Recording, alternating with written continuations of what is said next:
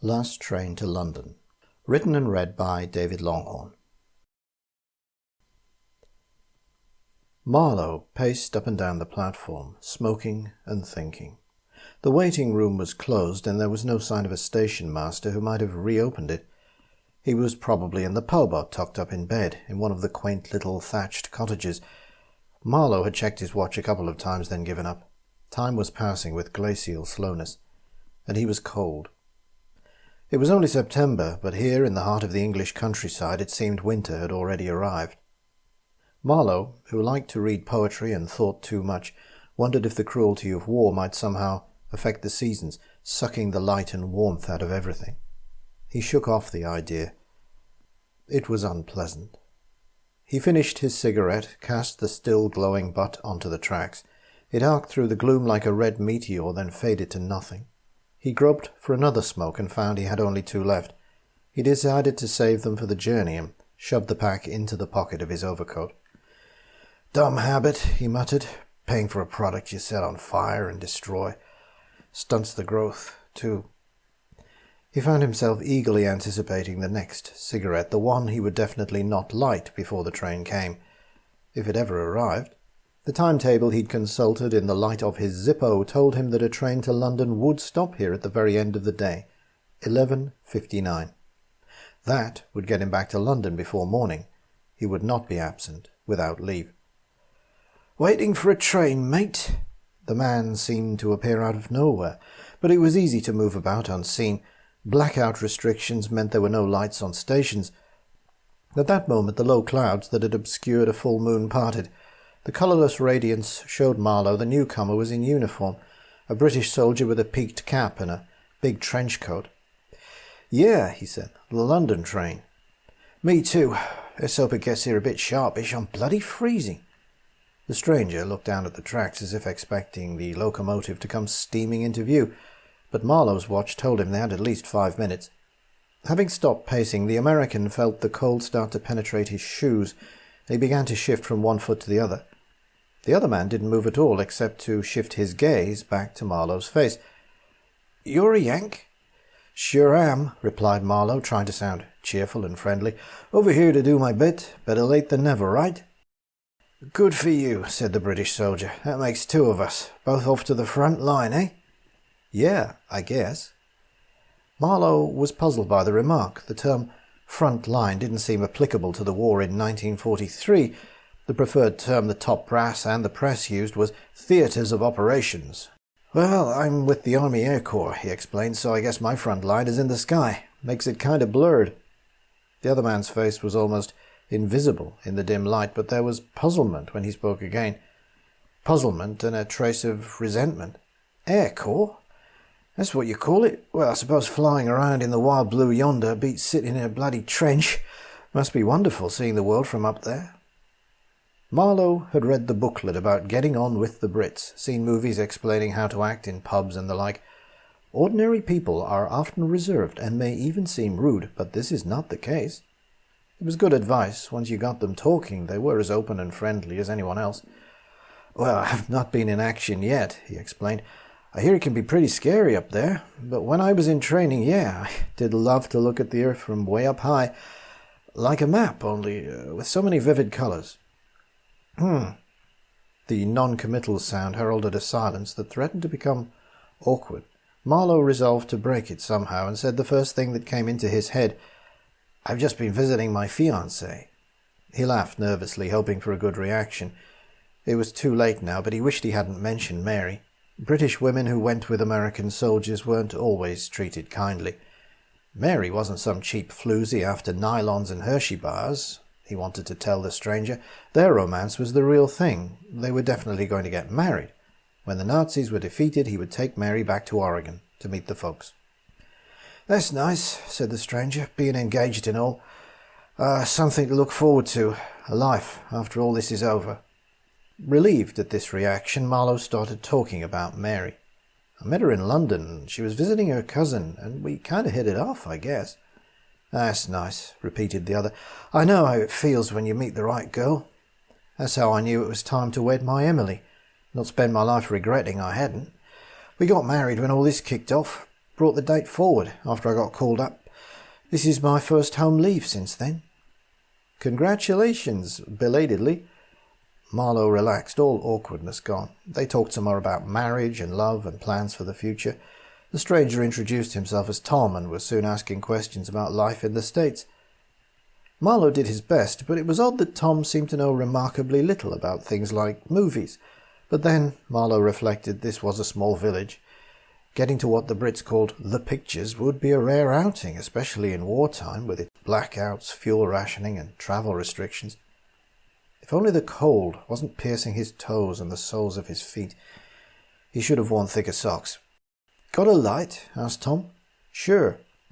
The flame from the lighter illuminated the other man's face clearly for the first time. He was far younger than his voice, unmarked, cherubic. The face looked vaguely familiar to Marlowe. Perhaps he'd seen the guy about in the village that very day. "Cheers, mate," said Tom. Marlowe lit a cigarette for himself, and they smoked in silence for a while. "Not long now," Tom said. "Must be nearly 12, right?" "Guess so." Marlowe flicked on his lighter again to check his watch. It was indeed midnight, he confirmed. They both stared down the track, and as if summoned by their collective wishes, the distant shriek of a train whistle sounded in the still English night. The light of the locomotive appeared. Then the great dark mass of metal came into view. It began to slow as it approached the platform, clouds of steam and smoke obscuring the carriages behind. The whistle sounded again, twice, and quite pointlessly, it seemed to Marlowe. The train was coming to a halt, after all, and the shrill sound was almost painfully loud. Maybe the driver was signalling to someone. He, too, might have a girlfriend in the village. A few moments later, the midnight express came to a halt, and the two soldiers stepped up to the nearest door. Tom, quicker on his feet, got there first and held the door open for Marlowe. "Age before beauty," joked the Englishman with a courtly gesture. "Thank you, my good man," replied Marlowe, climbing the 2 steps into the corridor. He'd half expected the last train to London to be crowded, but the first compartment they saw was empty, save for deep shadows. "This one's as good as any, I suppose," said Tom. The carriage's light bulbs were painted blue and emitted very little light, part of the wartime restriction. The windows were blacked out, as usual. The British obsession with not showing any lights at night had amused Marlowe at first. Then he'd gone through his first air raid, and it didn't seem funny at all. They'd just gotten settled opposite each other when the train began to move. Again, that banshee screech of the whistle penetrated the gloom. It was still too damn loud, but now it seemed somehow plaintive, not so much a warning to those up ahead, but a lament for, well, what? Perhaps, Marlowe thought, it's a lament for all of us in a world that's never at peace. "Wish we could look outside," he remarked. "Not much to see," Tom said. Another pause while they smoked. Then Tom spoke again. "Do you think we'll make it? Get through the war, I mean?" Marlowe, who tried hard not to think about that, was stuck for a reply. He wanted to say that statistically, most men who go to war come back uninjured. That was what a veteran officer had told him on his second day in uniform. But that word, most, had not reassured him. It was like saying most people who cross the road don't get hit by a truck. "Sorry," said Tom, "I shouldn't dwell on it. It's just—" He was interrupted by the compartment door sliding open and a loud voice asking to see their tickets. Marlowe groped in his pockets, forgetting where he'd put the return ticket from London. As he tried to find it, he studied the conductor. The man was old. In fact, he looked ancient in the dim blue light.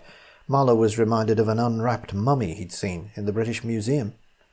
"Here you go, mate," Tom said, holding out a thin cardboard rectangle. The conductor took it and punched a neat hole in one corner, handed it back. Marlowe had found his ticket and offered it to the old man. The conductor held up the ticket, squinted at it, then punched a hole with his clipper. As he returned it, the conductor said something in a low voice, then left. "What did he say?" Marlowe asked Tom. "Something about Final Destination," Tom replied. "Bit balmy, I reckon. They have to keep these old geezers on, though. All the young blokes are in the army now." "I guess," Marlowe said. They continued to smoke in silence. Marlowe felt his eyelids growing heavy despite the nicotine buzz. It had been a long day, a pleasant one in Mary's company, but long. Even the presence of his girlfriend's mother hadn't marred the day. Mrs. Galton had been kind and tactful, making herself scarce on various little errands so that canoodling could occur. Mrs. Galton. Something about her jogged his memory, or rather, something he'd asked Mary about her when they were alone. It had happened in the tiny living room of the cottage. A picture on the sideboard, that was it. A young Mrs. Galton, looking almost spookily like her daughter, standing beside her late husband, a man in uniform who looked so very young. Marlowe tried to remember if he'd ever been told Mrs. Galton's first name. It suddenly seemed very important, though he was unsure why. "What's that?" Tom said suddenly. Marlowe smiled. "What?" All he could hear was the rattle of the train, the rhythm of steel on steel. "That noise," said Tom, sitting upright, eyes wide. Before Marlowe could ask what he meant, the Englishman clamped his hands over his ears. "That noise is like thunder. How can anybody stand it?" Tom was almost yelling now, and Marlowe moved over to sit by him. It suddenly occurred to him that, for all his youth, Tom might have been in battle and was still feeling the psychological effects. They called it shell shock. "It's okay, buddy, it's just the train," said Marlowe, holding on to Tom's arm. "No, it's the guns. Oh, God, when will it stop?" Tom's face was contorted with fear and pain now. Marlowe was unsure how to help other than to try and hold the younger man steady. Sobbing, Tom slumped sideways, hands still over his ears. Tears glistened on one cheek. "Bear up, fella," Marlowe urged. "Think of Emily. She wouldn't want you to crack up. Be strong for her." He hoped mentioning Tom's wife would help, but it had the opposite effect. The man screamed and flung himself off the seat onto the floor of the compartment. Marlowe knelt down. Something from a half-remembered first aid course. A person having a seizure might swallow their tongue.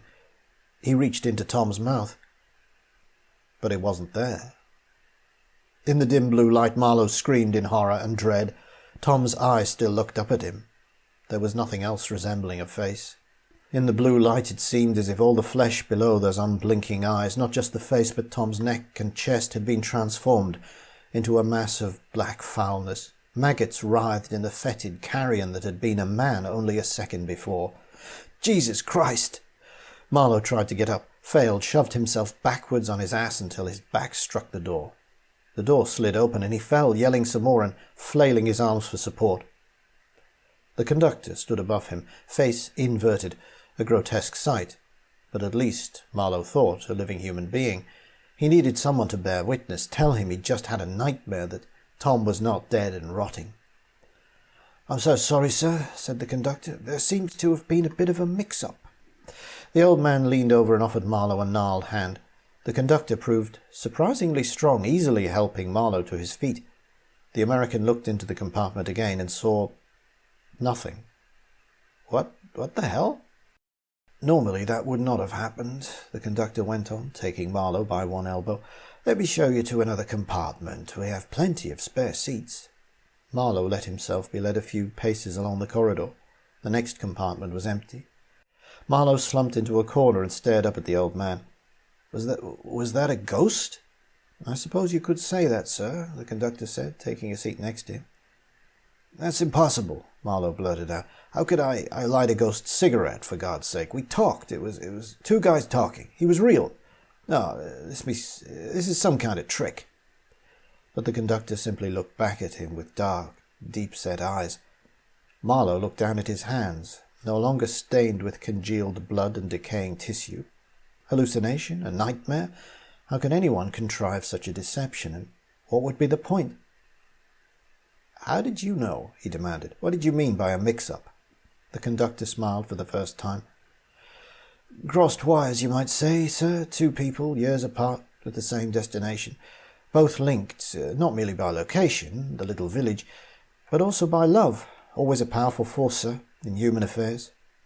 Tom's brain was working to try and make connections. "Emily," he said. "Emily and Tom, the picture. Tom was Mary's father." "Yes, sir," said the conductor. "And we both happened to take the midnight express to London," Tom went on. Our paths crossed, kind of." The old man nodded, still smiling.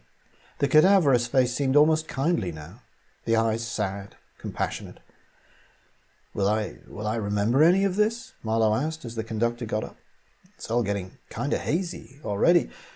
Will I remember when I get to London?" The conductor looked slightly surprised at the question. "London? Oh, sir, I thought you'd have guessed by now." The train whistle shrieked again. Memories began to crowd into Marlowe's head, a great cacophony of sounds, and fragmentary glimpses of sky, fire, blood, more sky. Then he saw the ground, a great patchwork blanket, whirling around at insane speed as he plummeted earthwards. Now Marlowe clamped his hands to his head. Pain racked his body. He was on fire, trying to crawl up a near-vertical surface to an escape hatch. He'd never make it. The agony was unbearable. He lost his grip, slid back towards the nose of the B-17 as it spiraled out of control. Then he was back in the compartment, curled up on the floor. "Oh, no, it's not true."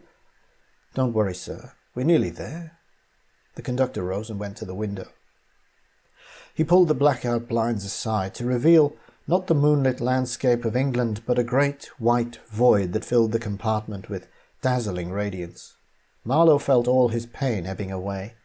He managed one last cry. "Mary!"